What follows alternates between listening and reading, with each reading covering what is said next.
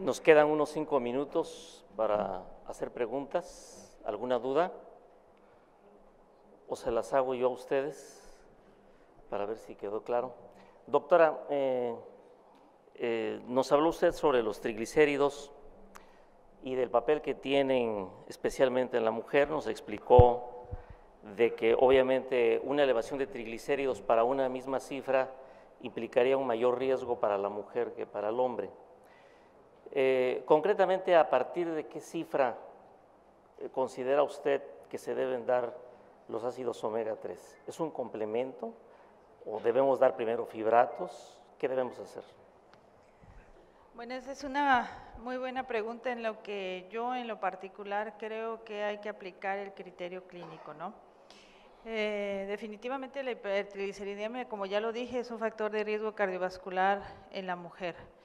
Si esta mujer maneja niveles de triglicéridos en los rangos de severidad, o sea, ya casi alcanzando los 500, quizá pueda asociar el tratamiento de fibratos con omega 3.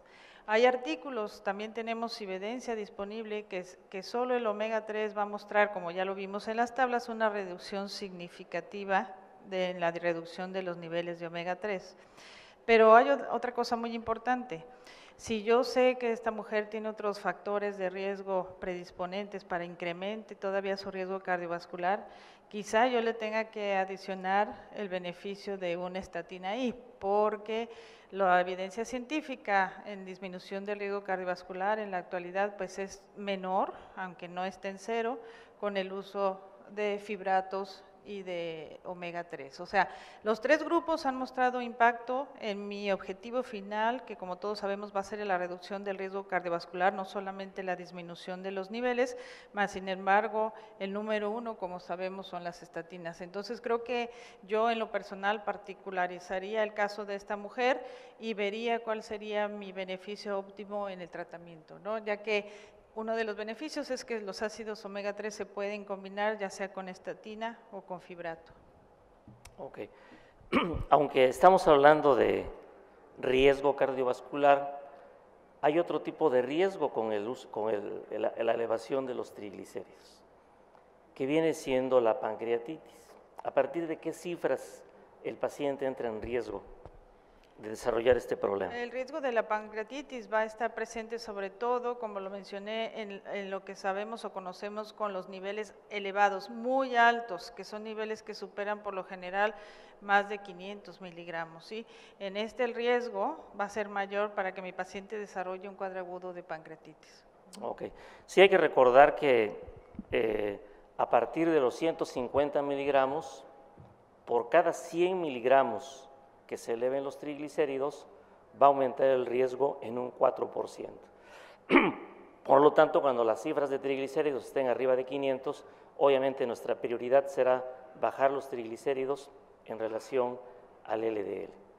El empleo de los omega 3 indudablemente sí causa controversia, ya que hay estudios que nos dicen que no disminuye la mortalidad en pacientes que ya han tenido un evento cardiovascular, pero hay estudios que sí lo apoyan, como uno presentado en forma reciente en marzo en San Diego, en donde se dieron altas dosis, y usted ya lo señalaba, que teníamos que dar de 2 a 4 gramos de ácidos omega 3, en este caso se les dieron 4 gramos diariamente de omega 3, que equivaldrían a 227 gramos de salmón diariamente. Es imposible comer esa cantidad de pescado y en forma diaria. Los pacientes que fueron sometidos a una resonancia magnética disminuyó el grado de inflamación a nivel del miocardio, mejorando el pronóstico en este tipo de pacientes, pero habrá que esperar más estudios para confirmar esta situación.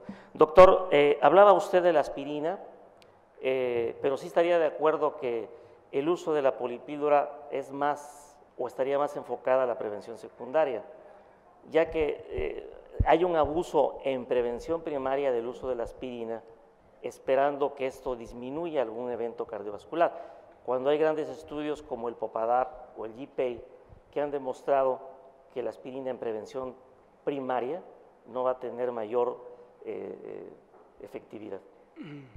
Sí, efectivamente era lo que comentábamos. En la prevención secundaria no hay duda, se ha utilizado, y en la prevención secundaria comentábamos que antes que dar el medicamento sería conveniente aplicar las tablas de riesgo, como comentábamos. En el paciente que tenga riesgo alto definitivamente habría que iniciar un tratamiento farmacológico, que es un paciente que no ha tenido un evento vascular, y seguramente en ese grupo de pacientes es en quien se vería beneficiado la utilización de ácido estil salicílico. E incluso comentaba este mes, a principios de este mes, hay un metaanálisis de más de 100 estudios con ácido estil salicílico, donde se habla mucho de la subutilización del ácido estil salicílico, porque además de tener un efecto preventivo cardiovascular, puede tener un efecto preventivo y se ha demostrado en dos tipos de cáncer específicamente, cáncer colorectal y cáncer hepático, en los cuales sí hay una disminución en aquellos pacientes que han tomado ácido salicílico de forma recurrente.